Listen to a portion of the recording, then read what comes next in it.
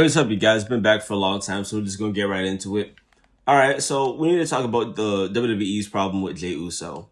The problem that a lot of people have with Jey Uso is that we just don't see him as a main event guy. And I'm a big fan of Jey Uso. I've been a fan of Jey Uso for 15 years. I remember when he debuted back in 2010. I've been a supporter ever since. But like I said, the thing that we have a problem with is buying him as a believable main eventer because, well, for one, like I said, I like Jey Uso, but I personally haven't seen that match from him yet. When you are in the main event scene, you know what they usually expect from you. We expect you to be putting on, bangers. We expect you to be putting on classic matches and stuff, or at least, some decent matches that people will be talking about for a year to come.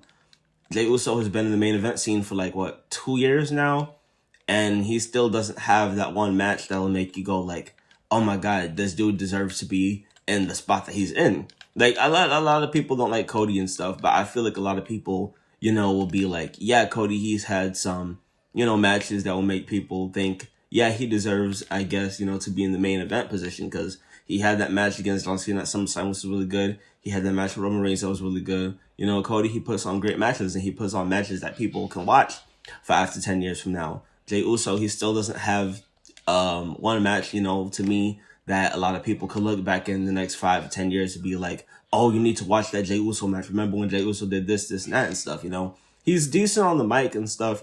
Obviously, he sells merch. That's what, it takes to be a top guy in WWE. People, it's always been like that. Whoever sells the most merch, that's the person who they're going to put the belt on. But like I said, the problem with Jey Uso is that a lot of people are tired of the whole Yeet thing. A lot of people think it's childish and stuff. WWE, they have given Jey Uso a Battle Royal win, and now he's going to be fighting for the World Championship again. And a lot of people are like, this experiment failed. He already had a reign and it sucked. Honestly, I can't even blame Jey Uso for that reign being bad. Because let's face it, I love Triple H. He's my favorite wrestler, but I'm going to keep it real. Triple H does not know how to book title reigns. Shawn Michaels' title reign bookings compared to Triple H's day and night. Triple H has had one good title reign on the main roster ever since he took over after Vince stepped down in 2024 or whatever and stuff. Yeah, not Austin, what's his name? Sami Zayn. Yeah, Sami Zayn in his open US title opportunities. That was the only good reign that I've seen in the past year. Look at what has happened in the past year. The freaking Judgment Day had won the tag titles, held it for over 100 days, won defense and stuff. Terrible. Io Sky, she was champion and stuff for 3 months, had one title defense, and then she lost it. I know, yeah, it's just been very bad. Seth Rollins had to forfeit, the belt and stuff. Naomi, she also had to, give up the belt. There just has, these title reigns under this Triple H era are really just bad. And yeah, there really isn't much to say about that. Like I said with Jey Uso, I can't even blame him really for his reign being bad because the booking really has just been so atrocious all year. There were ways, like I said, they should have just made Jey Uso win the Money in the Bank and stuff instead of having Drew win it, because that way you could have got the same results.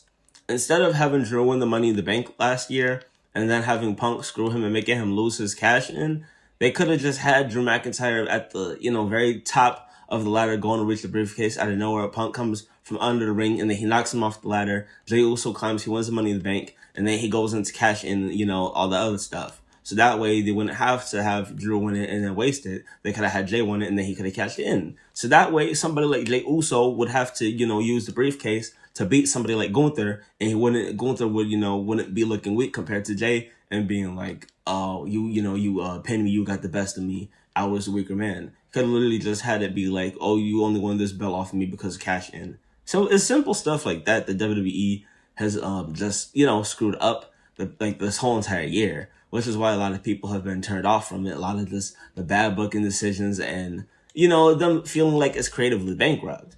I gotta talk about in another video about WWE using AI, but like I said, I'm gonna talk about it in another video because WWE in 2025 is really something. That's all I have to say. It really is something. But special it is not. Back to Jey Uso. Yeah, Jey Uso As far as him going back into the title picture, the world championship picture goes, I personally think that Jey Uso, everybody who's a big over babyface, me personally, I don't think that they need to be winning the world championship. I feel like that's something of the past, really. I feel like that's something that they need to get rid of. I feel like you can be somebody who's really over and popular with the crowd, but if you're gonna stick a belt on, somebody who was like the status of Jey Uso, they would be better off winning like a mid card championship, like they gave him at first, like the IC belt or like the US title, but definitely not somebody who I would put the world championship on. I think the world championship title should be for people who are putting on the best matches personally, the ones who are always stellar in the ring, and obviously the ones who are the most over and stuff. But I feel like if you can't put on a classic match, I don't think that you should be in the world title picture. That's just me, you know what I'm saying? Because like I said, in 10 years from now, people need to be talking about that Jey Uso match, that one Jey Uso match. And who knows, maybe after, this video was made, maybe he'll go out there, if he does capture the title again, maybe he can put on that classic match and, prove that people who are hating on him wrong. But there's another thing you have to talk about with Jey Uso. Jey Uso has the top 3 most disliked videos on WWE's YouTube channel, which is crazy. You know what I mean? That goes to show that a lot of people online are not into him. And there are fans who are saying, but that's the thing, that's online. It doesn't reflect what's going on in the crowd. And I said, but you have to keep in mind, though, the people who are online are people who are consumers of the product as well. Just because they're not at the shows doesn't mean that their opinions don't matter. Because like I said, you have to keep in mind, the people who are online and dislike it, those are people who still tune into the product. And, like they say, all press isn't like good press or whatever and stuff. Even though those people are giving the videos thumbs down and are reacting negatively to it, those people are still somewhat engaged with the product and the content and stuff like that. And if you lose those people, then you lose your money and stuff. Because at the end of the day, when people click on your YouTube videos and when they interact with that video, whether they like it or dislike it, you're getting paid. You know what I mean? Imagine those people, they just stop caring and they don't click on the videos. They don't dislike it. They don't, leave comments. They just scroll by and ignore. You want people to say stuff regardless. So like I'm saying, it's like you want those people to still be engaged. Obviously, you can't please everybody, but there's a way that you could go about this. They can, like I said, Jey Uso, since he's a beloved person, they can just put him in the the mid card division, really. Everybody doesn't need to be, like I said, the world champion. No matter how over you are. Like I said, fans were past that. After the Ruthless Aggression came out and it showed us that wrestling can be, those great matches like we had Chris Benoit and Eddie Guerrero and stuff, and the Edge and the Cenas and stuff and Undertakers. The Ruthless Aggression was WWE's best era for wrestling, in my opinion. The Attitude Era, they had those short matches and stuff. There were obviously great matches in the Attitude Era too, but I feel like WWE pay-per-views were really, really on fire in the wrestling and the classic matches in the Ruthless Aggression era. They just, they just can't be replicated and stuff. So that's why I'm saying that at this point, fans are really tired of that whole, okay, so this person sells the most merch. Now we need to make them the, the main champion. It's like, they don't need to be the main champion. You can make them a champion, but somebody like Jey Uso, a lot of people were just not really feeling him in that main event scene. He definitely, like I said, he's somebody who could definitely fit in the mid-card division because his IC title reign, obviously, it was short too, and it was pretty bad and forgettable because he had just won the belt just so they can say that he won a singles championship, and then they gave the belt back to Braun Breaker, which made no sense because Braun Breaker had just won the belt off of Sammy. It was, I don't even want to talk about the way that the titles have been booked. It's just so bad.